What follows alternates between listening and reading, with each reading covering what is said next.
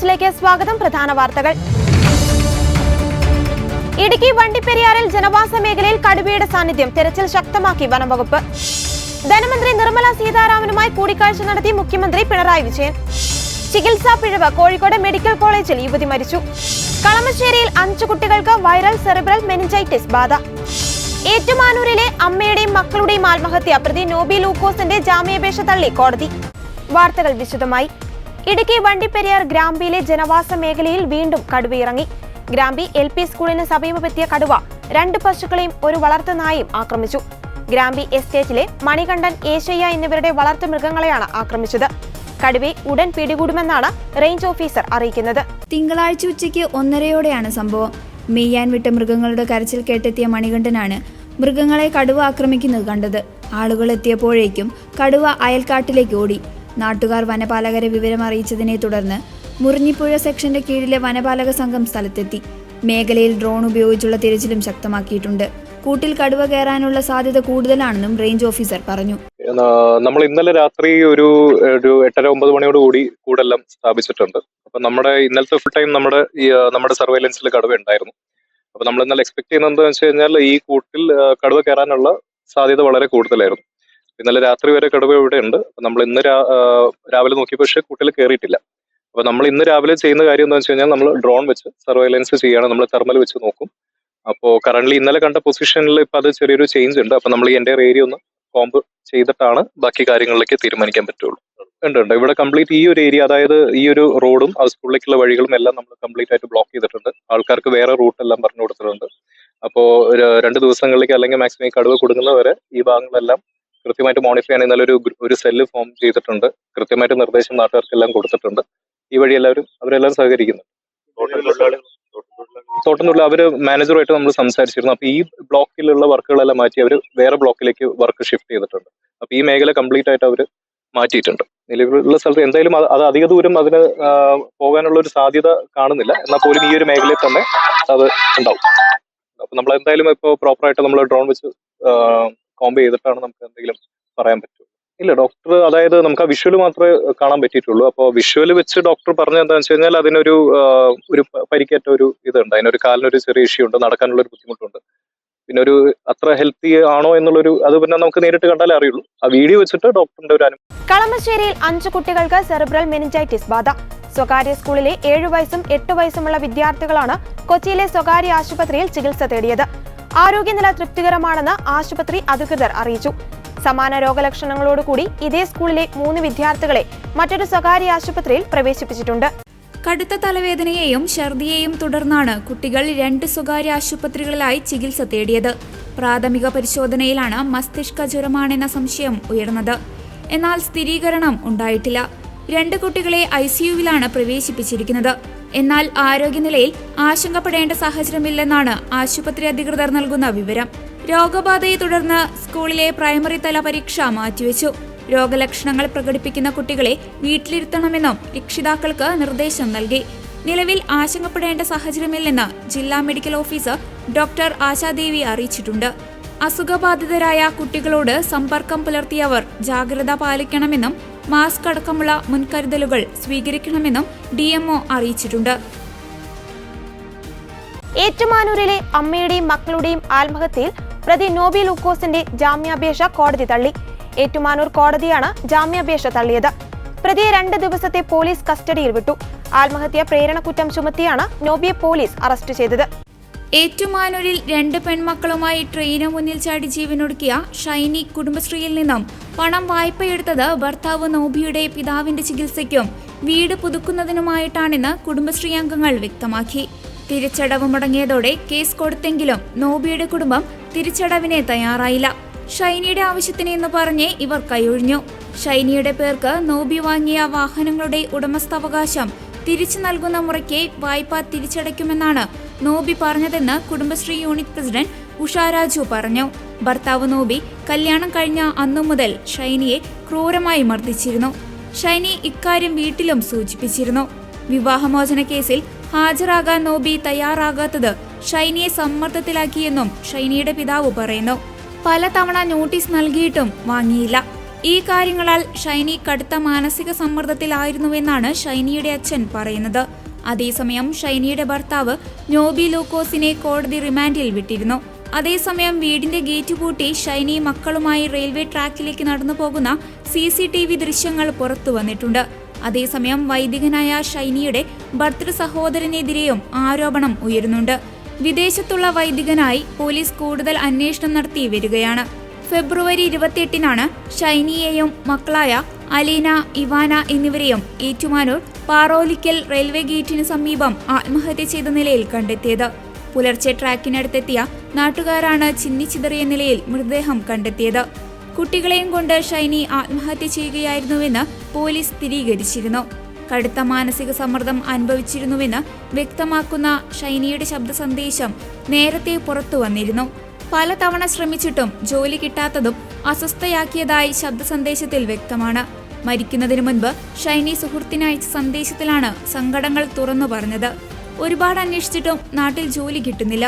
മക്കളെ ഹോസ്റ്റലിൽ നിർത്തിയിട്ട് എവിടെയെങ്കിലും ജോലിക്ക് പോകണം. വിവാഹമോചനത്തിന് ഭർത്താവ് സഹകരിക്കുന്നില്ല തുടങ്ങിയ കാര്യങ്ങളും ഷൈനി ശബ്ദ സന്ദേശത്തിൽ പറഞ്ഞിരുന്നു.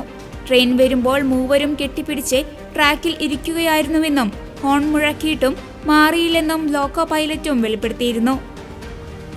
കോഴിക്കോട് മെഡിക്കൽ കോളേജിൽ വീണ്ടും ചികിത്സാ പിഴവെന്ന ആരോപണം. ഗർഭപാത്രം നീക്കുന്നതിനിടെയുള്ള ശസ്ത്രക്രിയയ്ക്ക് വിധേയയായ പേരാമ്പ്ര സ്വദേശി വിലാസിനിയാണ് മരിച്ചത്. ഗർഭപാത്രം നീക്കുന്നതിനിടെ കുടൽ മുറിഞ്ഞുപോയി. വീണ്ടും ശസ്ത്രക്രിയ നടത്തിയെങ്കിലും രോഗിയുടെ ജീവൻ രക്ഷിക്കുവാൻ കഴിഞ്ഞില്ല. കുടുംബത്തിന്റെ പരാതിയിൽ ഗൈനക്കോളജി വിഭാഗം മേധാവിയോട് ആശുപത്രി അധികൃതർ റിപ്പോർട്ട് തേടി. കഴിഞ്ഞ ചൊവ്വാഴ്ചയാണ് ശസ്ത്രക്രിയയ്ക്കായി വിലാസിനിയെ മെഡിക്കൽ കോളേജിൽ പ്രവേശിപ്പിച്ചത്. വെള്ളിയാഴ്ച ഗർഭപാത്രം നീക്കം ചെയ്യാനുള്ള ശസ്ത്രക്രിയ നടന്നു. കുടലിന് ചെറിയ പോറലേറ്റുവെന്നും അതിനുള്ള ചികിത്സ നൽകിയിട്ടുണ്ടെന്നും സാധാരണ ഭക്ഷണം കൊടുക്കണമെന്നും ശസ്ത്രക്രിയയ്ക്ക് ശേഷം ഡോക്ടർമാർ പറഞ്ഞതായി ബന്ധുക്കൾ പറയുന്നു. തുടർന്ന് വാർഡിലേക്ക് മാറ്റിയ വിലാസിനിക്ക് വേദന കൂടി. ബോധരഹിതയായപ്പോഴേക്കും വീണ്ടും തീവ്രപരിചരണ വിഭാഗത്തിലേക്ക് മാറ്റി. ശസ്ത്രക്രിയയെ തുടർന്നുള്ള അണുബാധയും ഹൃദയസ്തംഭനവുമാണ് മരണകാരണമെന്നാണ് ആശുപത്രിയുടെ വിശദീകരണം. അതേസമയം ആശുപത്രിയുടെ വിശദീകരണത്തിൽ കുടുംബം തൃപ്തരല്ല. 2017 നവംബർ 30-ന് മെഡിക്കൽ കോളേജിൽ നടന്ന ശസ്ത്രക്രിയയ്ക്കിടെ വയറ്റിൽ ശസ്ത്രക്രിയ ഉപകരണം മറന്നുവെച്ച സംഭവത്തിൽ ഹർഷനി എന്ന യുവതി നേരത്തെ പരാതിപ്പെട്ടിരുന്നു. വയറ്റിൽ ശസ്ത്രക്രിയ ഉപകരണം വെച്ചതിനെ തുടർന്നുണ്ടായ ബുദ്ധിമുട്ടുകളെ തുടർന്ന് 5 വർഷത്തിനിടെ 9 ശസ്ത്രക്രിയകൾക്ക് താൻ വിധേയമാകേണ്ടി വന്നുവെന്ന് കാണിച്ച് ഹർഷിന കോഴിക്കോട് സിറ്റി പോലീസ് കമ്മീഷണർക്കടക്കം പരാതി നൽകിയിരുന്നു. വേണ്ടത്ര മരുന്നും ചികിത്സാ സൗകര്യവുമില്ലാതെ ഗവൺമെന്റ് ആശുപത്രികളിൽ രോഗികൾ വലയുകയാണ്. പല ആശുപത്രികളിലും സർക്കാർ കുടിശ്ശിക കൊടുത്ത് തീർക്കാത്തതിനാൽ മരുന്നുകൾക്ക് വേണ്ടി ജനം പ്രൈവറ്റ് മെഡിക്കൽ ഷോപ്പുകൾ ആശ്രയിക്കേണ്ടി വരുന്നു. അതേസമയം പാലക്കാട് മെഡിക്കൽ കോളേജിലും ആവശ്യത്തിന് ഡോക്ടർമാരോ നഴ്സുമാരോ അടിസ്ഥാന സൗകര്യങ്ങളോ ഇല്ലെന്ന് രാഹുൽ മങ്കൂട്ടത്തിൽ നിയമസഭയിൽ ഉന്നയിച്ചു. ബഹുമാനായ ഉമ്മൻചാണ്ടി സാർ കേരളത്തിന്റെ മുഖ്യമന്ത്രിയും ശ്രീ AP അനിൽകുമാർ വകുപ്പ് മന്ത്രിയും ശ്രീ ഷാഫി പറമ്പിൽ MLA ആയിരിക്കുമ്പോഴുമാണ് സാമൂഹിക വിദ്യാഭ്യാസ നവോത്ഥാനത്തിന്റെ ഭാഗമായിട്ട് രാജ്യത്തെ ആദ്യത്തെ പട്ടികജാതി പട്ടികവർഗ മെഡിക്കൽ കോളേജ് പാലക്കാട് ആരംഭിക്കുന്നത്. ഏതാണ്ട് 25 ലക്ഷത്തോളം മനുഷ്യർ ആശ്രയിക്കേണ്ടുന്ന മെഡിക്കൽ കോളേജിനെ സാങ്കേതികത്വത്തിന്റെ ചുവപ്പ് നടയിൽ കൊല്ലുകയാണ് ഈ സർക്കാർ. 500 ബെഡുകളുള്ള ഒരു മൾട്ടി സ്പെഷ്യാലിറ്റി ഹോസ്പിറ്റലാക്കാനുള്ള എല്ലാ ബേസിക് ഇൻഫ്രാസ്ട്രക്ചറുള്ള ആശുപത്രിയിൽ മതിയായ ഡോക്ടർമാരുടെയോ നഴ്സുമാരുടെയോ പാരാമെഡിക്കൽ ജീവനക്കാരുടെയോ നിയമനം നടക്കുന്നില്ല. ആകെയുള്ള ജീവനക്കാർ പോലും താൽക്കാലിക അടിസ്ഥാനത്തിലാണ് ജോലി ചെയ്യേണ്ടി വരുന്നത്. ഒരു മെഡിക്കൽ കോളേജ് ഉണ്ടായിട്ടും ഒരു നെഞ്ചുവേദന വന്നാൽ പോലും കോയമ്പത്തൂരിനെ ആശ്രയിക്കേണ്ടി വരുന്ന സാഹചര്യത്തിൽ അവിടെ പൊലിയുന്ന ജീവനുകൾക്ക് ഈ സർക്കാരിന്റെ കെടുകാര്യസ്ഥ ഉത്തരവാദിയാണ്. കോളേജിൽ അടിയന്തരമായി തന്നെ കാഷ്വാലിറ്റി എമർജൻസി ഓപ്പറേഷൻ തിയേറ്ററുകൾ ആരംഭിക്കണം. CT MRI മെഷീനുകൾ വാങ്ങണം. മോർച്ചറി പോസ്റ്റ്മോർട്ടം സൗകര്യം ഏർപ്പെടുത്തേണ്ടതുണ്ട്. കൂടുതൽ സൂപ്പർ സ്പെഷ്യാലിറ്റി ഡിപ്പാർട്ട്മെന്റുകൾ ആരംഭിക്കണം. അനുവദിക്കപ്പെട്ടിട്ടുള്ള central laboratory, house surgeons quarters, kitchen, mess, dining hall എന്നിവയുടെ പണി ആരംഭിക്കണം. പുതിയ ഹോസ്റ്റൽ ബ്ലോക്ക്, ആധുനിക ഓഡിറ്റോറിയം എന്നിവയുടെ നിർമ്മാണ പ്രവർത്തനം അടിയന്തരമായി തന്നെ ആരംഭിക്കേണ്ടതായിട്ടുണ്ട്. IP-OP സൗകര്യങ്ങൾ മെച്ചപ്പെടുത്തേണ്ടതായിട്ടുണ്ട്.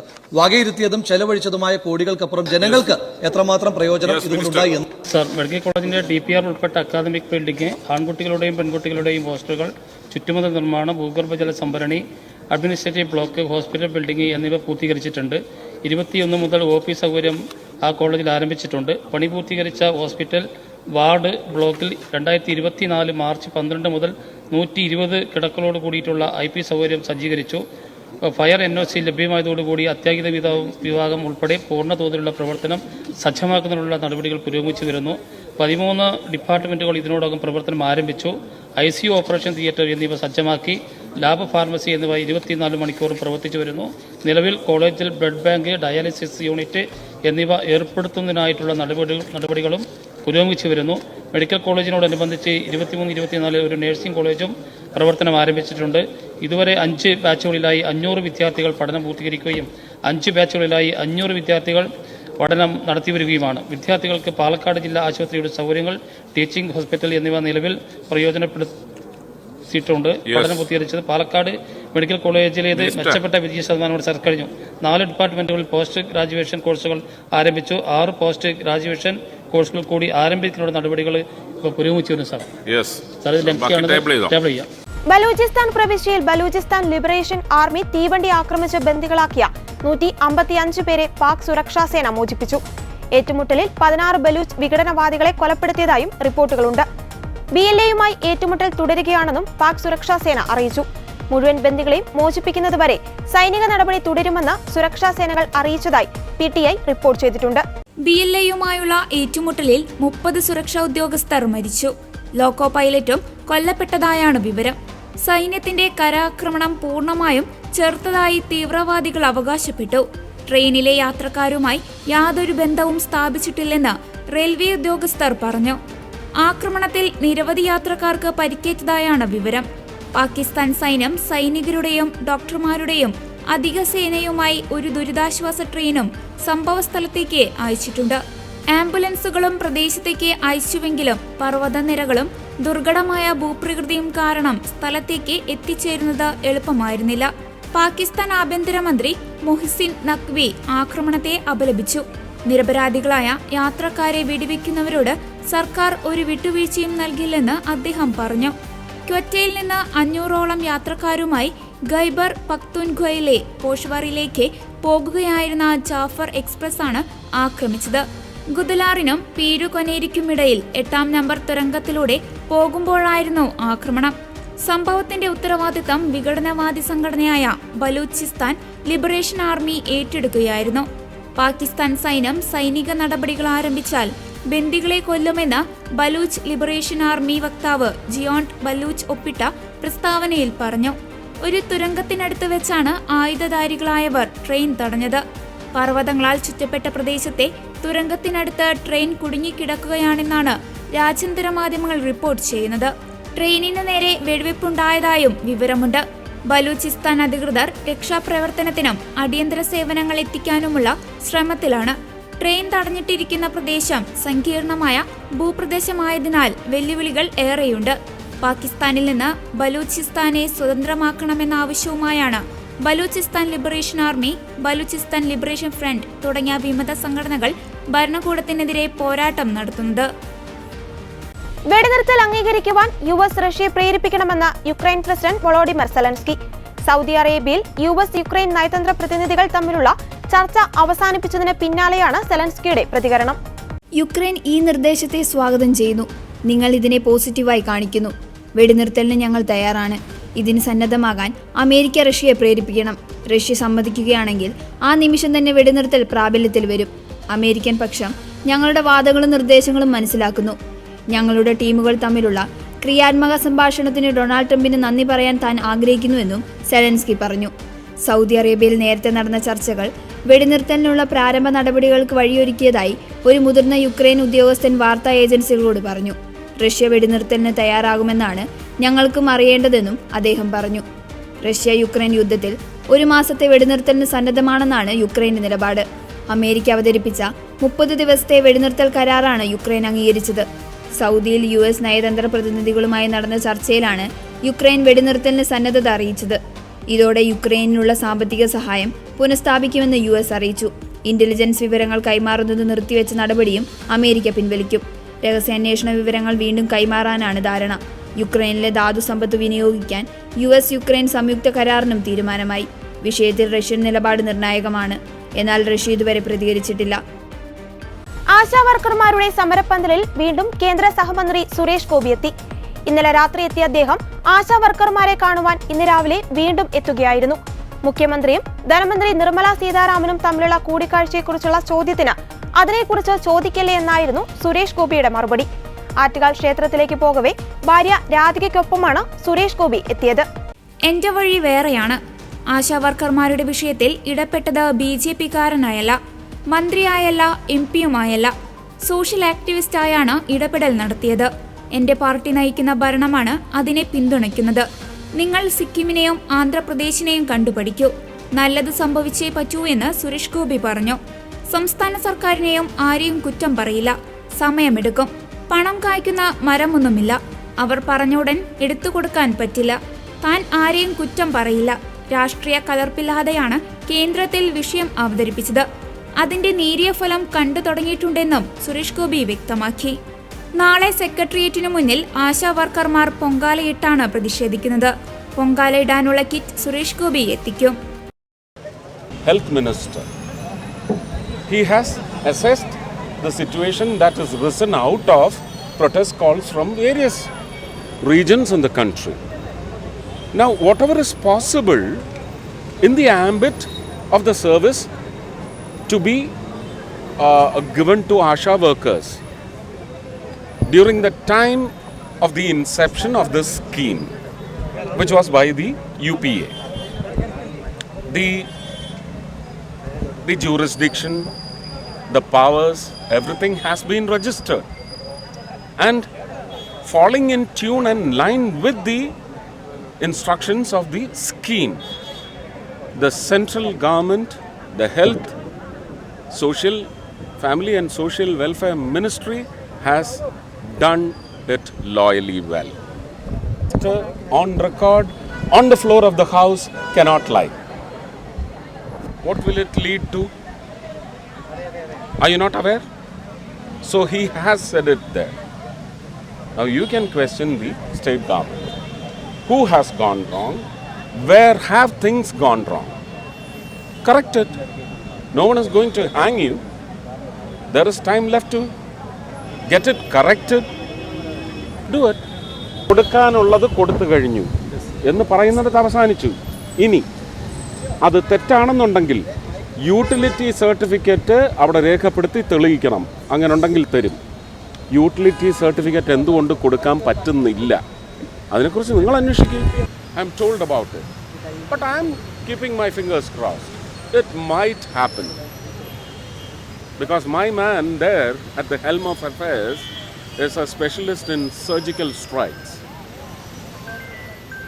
There will be a surgical strike. That is my expectation. होना चाहिए. ये मैं भी चाहता हूँ उन लोगों को भी ये मिलना. ये सारे इस राष्ट्र के जो इनके जो काम से भलाई मिला, द लिविंग. नहीं, आप ऐसा मत बोलने का. सरकार ये जो डिज़ाइन किया है उसके लीगल और नियमित रूप के घटना जो है उसके अंदर खड़े होके हमें कुछ करना है तो करने की कोशिश करेंगे. ये कोशिश के बारे में मैं आपसे बोला. പാലക്കാട് എലപ്പുള്ളിയിൽ മദ്യനിർമ്മാണ പ്ലാന്റിന് പ്രാരംഭ അനുമതി നേടിയ ഒയാസിസ് കമ്പനിക്കെതിരെ ചട്ടവിരുദ്ധമായി ഭൂമി കൈവശം വെച്ചതിന് കേസെടുക്കുവാൻ നിർദ്ദേശം. റവന്യൂ വകുപ്പ് നടപടി തുടങ്ങി. പാലക്കാട് താലൂക്ക് ലാൻഡ് ബോർഡ് ചെയർമാന് ഇത് സംബന്ധിച്ച നിർദ്ദേശം നൽകിയിട്ടുണ്ട്. 23.92 ഏക്കർ ഭൂമിയാണ് കമ്പനിയുടെ കൈവശമുള്ളത്. 1963 ഭൂപരിഷ്കരണ നിയമപ്രകാരം 15 ഏക്കർ വരെയാണ് പരമാവധി കൈവശം വെക്കാവുന്ന ഭൂമി. 8.92 ഏക്കർ ഭൂമിയാണ് കമ്പനി അധികമായി കൈവശം വെച്ചിരിക്കുന്നത്. പ്രതിപക്ഷ MLA-മാരായ അൻവർ സാദത്ത്, M. വിൻസെന്റ്, CR മഹേഷ് എന്നിവരുടെ ചോദ്യത്തിന് റവന്യൂ മന്ത്രി K. രാജൻ നൽകിയ നിയമസഭയിലെ മറുപടിയിലാണ് ഇക്കാര്യമുള്ളത്. 9 ആധാരങ്ങൾ പ്രകാരം 23.92 ഏക്കർ ഭൂമി കമ്പനിയുടെ പേരിൽ രജിസ്റ്റർ ചെയ്തതായി AP അനിൽകുമാർ, അൻവർ സാദത്ത്, മാത്യു കുഴൽനാടൻ, ചാണ്ടി ഉമ്മൻ എന്നിവരുടെ ചോദ്യത്തിന് രജിസ്ട്രേഷൻ മന്ത്രി രാമചന്ദ്രൻ കടന്നപ്പള്ളി മറുപടി നൽകിയിരുന്നു. കൈവശം വെക്കാവുന്ന ഭൂമിയുടെ പരിധി സംബന്ധിച്ച ചോദ്യത്തിന് അതുമായി ബന്ധപ്പെട്ട രേഖകൾ റവന്യൂ വകുപ്പിന് കീഴിലാണെന്ന മറുപടിയാണ് രജിസ്ട്രേഷൻ വകുപ്പ് നൽകിയത്. റവന്യൂ വകുപ്പിനോടുള്ള ചോദ്യത്തിൽ 15 ഏക്കർ ഭൂമി വരെ കമ്പനികൾക്ക് കൈവശം വെക്കാമെന്ന് മറുപടി നൽകി. ഈ വ്യവസ്ഥയിൽ മാറ്റങ്ങളൊന്നുമില്ലെന്നും വ്യക്തമാക്കിയിരുന്നു. കമ്പനി കൂടുതൽ ഭൂമി കൈവശം വെച്ചത് നിയമാനുസൃതമാണോ എന്ന ചോദ്യത്തിനാണ് കേസ് ആരംഭിക്കുന്നതിനുള്ള ശുപാർശ സമർപ്പിക്കുന്നതിന് താലൂക്ക് ലാൻഡ് ബോർഡ് ചെയർമാന് നിർദ്ദേശം നൽകിയതായി റവന്യൂ വകുപ്പ് വ്യക്തമാക്കിയത്. പാലപ്പുറം സ്വദേശിയായ A. ഗോപാലകൃഷ്ണൻ എന്ന വ്യക്തിയാണ് ഭൂമി വാങ്ങാൻ കമ്പനിക്ക് വേണ്ടി ഇടനില നിന്നത്. ഇയാളെയാണ് കമ്പനി ഔദ്യോഗിക പ്രതിനിധിയായി ചുമതലപ്പെടുത്തിയിരിക്കുന്നത്. ഇയാളുടെ പേരിലാണ് കരമടച്ചിരിക്കുന്നത്. ഏതാണ്ട് 8,000-ഓളം രൂപയാണ് കരമായി അടച്ചിരിക്കുന്നത്. 24 ഏക്കറിൽ ഏതാണ്ട് 5 ഏക്കറോളം നെൽകൃഷി ചെയ്യുന്ന സ്ഥലമാണ്. ബാക്കി പുരയിടമാണ്. സർക്കാരിന് അപേക്ഷ നൽകിയിട്ടുണ്ടെന്നും അനുമതി ലഭിച്ചാലേ പേര് വെളിപ്പെടുത്താവൂ എന്ന് കമ്പനി പ്രതിനിധിയായ ഗോപാലകൃഷ്ണൻ എന്നാൾ പറഞ്ഞതായി പഞ്ചായത്ത് അംഗവും കോൺഗ്രസ് നേതാവുമായ കെ അപ്പുക്കുട്ടൻ നേരത്തെ പറഞ്ഞിരുന്നു. ഇടനിലക്കാർ വഴിയാണ് കമ്പനി അധികൃതർ അപ്പുക്കുട്ടനെയും സുഹൃത്തിനെയും ബന്ധപ്പെടുന്നത്. കൃഷിക്കാരുമായി ബന്ധപ്പെട്ട ആളെന്ന നിലയ്ക്കാണ് സ്ഥലം വാങ്ങി നൽകാമോ എന്നാവശ്യപ്പെട്ട് സമീപിച്ചതെന്നും അപ്പുക്കുട്ടൻ വ്യക്തമാക്കിയിട്ടുണ്ട്. കൃഷിക്കാരിൽ നിന്നുൾപ്പെടെ 24 ഏക്കറാണ് ഇവിടെ സ്ഥാപനം വാങ്ങിയിട്ടുള്ളത്. കർഷകർ തരിശിട്ട ഭൂമിയാണ് നൽകിയതെന്നും അവർക്ക് ചോദിച്ച പണം നൽകിയിട്ടുണ്ടെന്നും അദ്ദേഹം പറഞ്ഞിരുന്നു. ധനമന്ത്രി നിർമ്മല സീതാരാമനുമായി കൂടിക്കാഴ്ച നടത്തി മുഖ്യമന്ത്രി പിണറായി വിജയൻ. മുഖ്യമന്ത്രിയുടെ ക്ഷണം സ്വീകരിച്ചാണ് ധനമന്ത്രി എത്തിയത്. കേരള ഹൌസിലെ കൊച്ചിൻ ഹൌസിൽ നടന്ന കൂടിക്കാഴ്ച 50 മിനിറ്റോളം നീണ്ടു. രാവിലെ 9 മണിയോടെ എത്തിയ ധനമന്ത്രി കൂടിക്കാഴ്ചയ്ക്ക് ശേഷം പ്രഭാത ഭക്ഷണം കഴിച്ച് 9:50ഓടെയാണ് മടങ്ങിയത്. കേരള ഗവർണർ രാജേന്ദ്ര വിശ്വനാഥ് അലേക്കർ, പ്രത്യേക പ്രതിനിധി KV തോമസ് എന്നിവരും കൂടിക്കാഴ്ചയിൽ പങ്കാളികളായി. അനൌദ്യോഗിക സന്ദർശനമായിരുന്നു കേന്ദ്രമന്ത്രിയുടേതെന്നാണ് PRD പുറത്തിറക്കിയ വാർത്താക്കുറിപ്പിൽ പറയുന്നത്.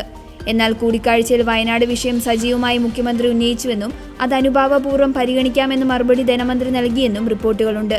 ധനമന്ത്രിയുമായി സംസ്ഥാനം നേരത്തെ ചർച്ച ചെയ്ത വിഷയങ്ങൾ വീണ്ടും മുഖ്യമന്ത്രി ഉന്നയിച്ചതായാണ് സൂചന. മുണ്ടക്കൈ ചൂരൽമല ദുരന്ത സഹായം പൂർണ്ണതോതിൽ ലഭ്യമാക്കുക, വയനാട് പുനരധിവാസത്തിനായി ബന്ധപ്പെട്ട 525 കോടിയുടെ കടസഹായം ചെലവഴിക്കുന്നതിന് സാവകാശം അനുവദിക്കുക, വിഴിഞ്ഞം തുറമുഖത്തിന് കൂടുതൽ വികസന സഹായം നൽകുക, കടമെടുപ്പ് പരിധി 3% ഉയർത്തുക, GSTയുമായി ബന്ധപ്പെട്ട പ്രശ്നങ്ങൾ പരിഹരിക്കുക, അതിവേഗ റെയിൽ സംബന്ധിച്ച് E ശ്രീധരൻ നൽകിയ പദ്ധതികൾ പരിശോധിച്ച് നടപടിയെടുക്കുക തുടങ്ങിയ ആവശ്യങ്ങൾ മുഖ്യമന്ത്രി ധനമന്ത്രിയെ അറിയിച്ചതായാണ് വിവരം. ആനുകൂല്യങ്ങൾ ആവശ്യപ്പെട്ട് ആശാവർക്കർമാർ നടത്തിവരുന്ന സമരം കൂടിക്കാഴ്ചയിൽ ചർച്ചയായോ എന്ന കാര്യം വ്യക്തമല്ല. പിണറായി സർക്കാരിന്റെ 10 വർഷ കാലയളവിനിടെ ഇതാദ്യമായാണ് മുഖ്യമന്ത്രിയും ധനമന്ത്രിയും തമ്മിൽ ഇത്തരത്തിലൊരു കൂടിക്കാഴ്ച നടക്കുന്നത്. അതിനിടെ പിണറായി വിജയൻ നിർമ്മല സീതാരാമൻ കൂടിക്കാഴ്ചയെ വിമർശിച്ച് KC വേണുഗോപാൽ പരസ്യ പ്രസ്താവനയുമായി രംഗത്തെത്തി. ട്രംപും മോഡിയും തമ്മിലുള്ള കൂടിക്കാഴ്ച പോലെ ആവാതിരുന്നാൽ മതി, അതേ നമുക്കൊരു പ്രാർത്ഥനയുള്ളൂ. അപ്പോൾ ആ കൂടിക്കാഴ്ച കഴിഞ്ഞപ്പോൾ പറഞ്ഞത് കംപ്ലീറ്റ് ആദ്യം ഇന്നിപ്പം വിടുതൽ അഗ്രികൾച്ചർ ടാക്സ് കൂടെ വരാൻ പോകണമെന്നാ പറ്റുന്നത് 100%. ഇന്ത്യയിലെ എല്ലാ തീരുവകളും ഇന്ത്യക്കെതിരായിട്ട് വന്നുകൊണ്ടിരിക്കുക. ആ കണ്ടതിന് ശേഷം ഓരോ ദിവസവും ഇന്ത്യക്കെതിരായിട്ടാണ് ട്രംപ് പറഞ്ഞുകൊണ്ടിരിക്കുന്നത്, പ്രവർത്തിച്ചുകൊണ്ടിരിക്കുന്നത്. അപ്പോൾ കേരളത്തിന് വേണ്ടി ചെയ്യുന്ന നല്ല കാര്യങ്ങൾക്ക് വേണ്ടി കേരളത്തിലെ സാമ്പത്തിക സ്ഥിതി മെച്ചപ്പെടുത്താൻ എന്ത് സഹായം കേന്ദ്ര ഗവൺമെന്റ് ചെയ്യാൻ തയ്യാറാണെന്ന് ഞങ്ങളെല്ലാം ആവശ്യപ്പെട്ടതാണ്. എന്നാൽ ഞങ്ങൾ MPമാരെല്ലാം ഗവർണറോട് പറഞ്ഞതാണത്. അപ്പൊ അക്കാര്യത്തിൽ നല്ല കാര്യം നടക്കട്ടെ. പക്ഷെ എനിക്ക് പറയാനുള്ളത്, മുഖ്യമന്ത്രി ആ ചർച്ചയിൽ പാവപ്പെട്ട ആശാവർക്കർമാരുടെ വിഷയം കൂടെ ഉണ്ടാവുമെന്നാണ് ഞാൻ വിചാരിക്കുന്നത്. ഉന്നയിച്ചിട്ടില്ല. അതാണ് പ്രശ്നം. മുഖ്യമന്ത്രിക്ക് ഇപ്പൊ ആകെ ഒരു ശ്രദ്ധയുള്ളത് ഈ വൻ നിക്ഷേപങ്ങളും വൻ മുതലാളി സംരംഭങ്ങളും. ഇവിടെ ഇപ്പൊ കടൽമണ്ഡലത്തിന്റെ കാര്യത്തിൽ മോഡി ചെയ്യുന്നത് പോലെ തന്നെ അത്രയുടെ കണ്ണാണ് പാവപ്പെട്ട ആശാവർക്കർമാരുടെയും അതുപോലെ പെൻഷൻകാരുടെയും അതുപോലെ തൊഴിലുറപ്പ് തൊഴിലാളികളുടെയും ഒക്കെ പ്രശ്നങ്ങൾ കൂടി ഉന്നയിക്കണം. കാരണം അവിടെ ഒരുപാട് ഡ്യൂ ഉണ്ട് തൊഴിലുറപ്പ് തൊഴിലാളികൾക്ക്. ഇതൊക്കെ ഉന്നയിക്കണം എന്നാണ് ഞങ്ങളുടെ ആഗ്രഹം. അത്തരം കാര്യങ്ങൾ കേരളത്തിന് വേണ്ടിയിട്ടുള്ള, കേരളത്തിന്റെ വളർച്ചയ്ക്ക് വേണ്ടിയിട്ടുള്ള ഉന്നയിക്കുന്ന എല്ലാ കാര്യങ്ങളോടും ഞങ്ങളുടെ കൂടെ പറ്റുന്നത്. അതായത് അതെന്താ വെച്ചാൽ ലൈസൻസ് വർക്കോ PR വർക്കോ എന്താ, അങ്ങനെ മുഖ്യമന്ത്രി ധനകാര്യമന്ത്രിയെ കാണുക പറഞ്ഞാൽ ഞാൻ കേട്ടിട്ടില്ല അങ്ങനെ ഒരു അനൌദ്യോഗിക കൂടിക്കാഴ്ചയും ഔദ്യോഗിക കൂടിക്കാഴ്ചയും ഉണ്ടെന്ന്. മുഖ്യമന്ത്രിയെ ധനകാര്യമന്ത്രി സംഭാഷണം സംസ്ഥാനത്തെ താൽപര്യങ്ങൾ സംരക്ഷിക്കാൻ വേണ്ടിയിട്ടുള്ള ഔദ്യോഗിക കൂടിക്കാഴ്ചയാണ്. എന്താണ് അനൌദ്യോഗികം എന്നുകൊണ്ട് ഗവൺമെന്റ് ഉദ്ദേശിക്കുന്നത് എനിക്ക് മനസ്സിലായില്ല. ഇതൊരു പുതിയ വാചകമാണ് കേൾക്കുന്നത്. എന്തായാലും ഏത് രീതിയിലായാലും കേരളത്തിന്റെ പൊതുവായ കാര്യങ്ങൾക്ക് വേണ്ടിയിട്ടുള്ള പ്രവർത്തനങ്ങളിൽ ഞങ്ങളുടെ പൂർണ്ണമായ പിന്തുണയുണ്ടാകും. കേന്ദ്ര ഗവൺമെന്റ് കൈയച്ച് കേരളത്തെ സഹായിക്കണമെന്നാണ് ഞങ്ങൾക്ക് പറയാനുള്ളത്. അത് ആനയെ കണ്ട പോലെയുള്ള ഇതല്ലേ. കേരളത്തെക്കുറിച്ച് അറിയുന്നവർക്ക് എല്ലാവർക്കും അറിയാലോ.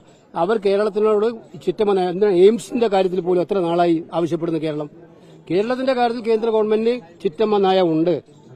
വയനാട് പാക്കേജിന്റെ കാര്യത്തിൽ നമ്മൾ കണ്ടതാണ്. ഇപ്പൊ കടൽമണൽ ഖനനത്തിന്റെ കാര്യത്തിൽ അത് തന്നെയാണ്. ആദ്യം പരീക്ഷിക്കുന്നത് കേരളമല്ലേ. കേരളത്തിന്റെ നെറ്റത്തോട്ട് കയറിക്കൊള്ളാനല്ലേ, കേരളത്തിന്റെ തീരപ്രദേശത്തോട്ട് കയറാനല്ലേ കേന്ദ്ര ഗവൺമെന്റ് ആദ്യം തീരുമാനിച്ചിരിക്കുന്നത്. അപ്പൊ അതുകൊണ്ട് ആ പറയുന്നതിനകത്തൊന്നും 1% പോലും സത്യാവസ്ഥയില്ല. ആരുടെ ഒപ്പം? അദ്ദേഹം BJPയുടെ നേതാവല്ലേ. ഈ രാജ്യത്തെ അദ്ദേഹം വ്യക്തിപരമായിട്ട് നല്ല ആളായിരിക്കും. അതിനെക്കുറിച്ച് ഞാൻ പറയാൻ ആഗ്രഹിക്കുന്നു. വ്യക്തിപരമായി അദ്ദേഹത്തെ പറയാൻ. പക്ഷെ അദ്ദേഹം നിൽക്കുന്ന സിസ്റ്റം എന്ന് പറയുന്നത് ഗവർണർമാരെ രാഷ്ട്രീയ പ്രക്രിയയുടെ ഭാഗമാക്കുന്ന ഒരു സിസ്റ്റത്തിലാണ് അദ്ദേഹം നിൽക്കുന്നത്.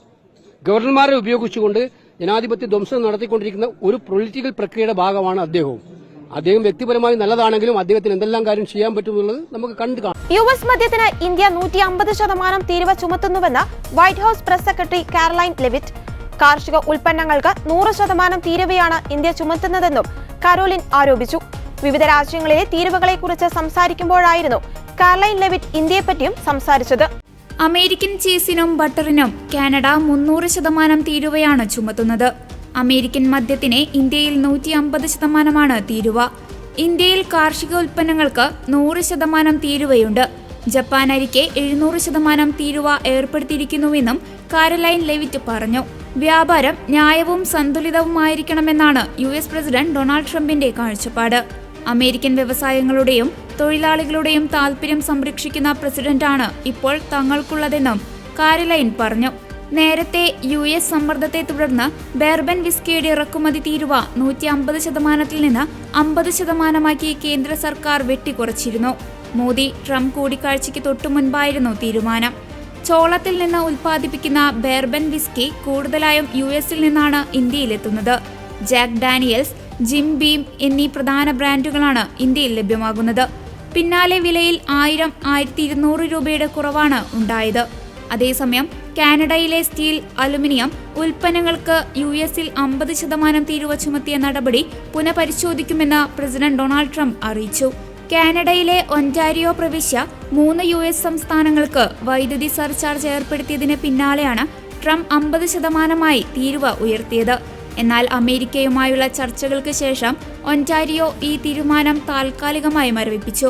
വൈദ്യുതി സർചാർജ് മരവിപ്പിക്കാനുള്ള കാനഡയുടെ തീരുമാനം അധിക തീരുവ ചുമത്തിയ നടപടിയിൽ മാറ്റമുണ്ടാക്കുമോ എന്ന മാധ്യമപ്രവർത്തകരുടെ ചോദ്യത്തിന് താൻ അക്കാര്യം പരിശോധിക്കുകയാണെന്നും ഒരുപക്ഷെ അങ്ങനെയായിരിക്കാം എന്നുമായിരുന്നു ട്രംപിന്റെ മറുപടി. കാനഡയിൽ നിന്ന് അമേരിക്കൻ വിപണിയിലെത്തുന്ന അലുമിനിയം, സ്റ്റീൽ ഉൽപ്പന്നങ്ങളുടെ തീരുവ 50% ഉയർത്തി കഴിഞ്ഞ ദിവസമാണ് ട്രംപ് തീരുമാനമെടുത്തത്. ഇക്കാര്യത്തിൽ വാണിജ്യ സെക്രട്ടറിക്ക് നിർദ്ദേശം നൽകിയതായി ട്രംപ് സമൂഹമാധ്യമ പ്ലാറ്റ്ഫോമായ ട്രൂത്തിലൂടെ അറിയിക്കുകയായിരുന്നു. നാളുകളായി ഈടാക്കുന്ന അമിത നികുതികൾ കാനഡ ഒഴിവാക്കിയില്ലെങ്കിൽ അമേരിക്കയിലേക്ക് വരുന്ന കാറുകളുടെ നികുതി ഏപ്രിൽ 2 മുതൽ ഗണ്യമായി വർദ്ധിപ്പിക്കുമെന്നും ട്രംപ് കാനഡയ്ക്ക് താക്കീത് നൽകിയിരുന്നു. കാനഡ, മെക്സിക്കോ തുടങ്ങിയ മേഖലയിൽ നിന്നെത്തുന്ന ഉൽപ്പന്നങ്ങൾക്ക് 25% തീരുവ ഈടാക്കുമെന്നായിരുന്നു ട്രംപിന്റെ ആദ്യ പ്രഖ്യാപനം.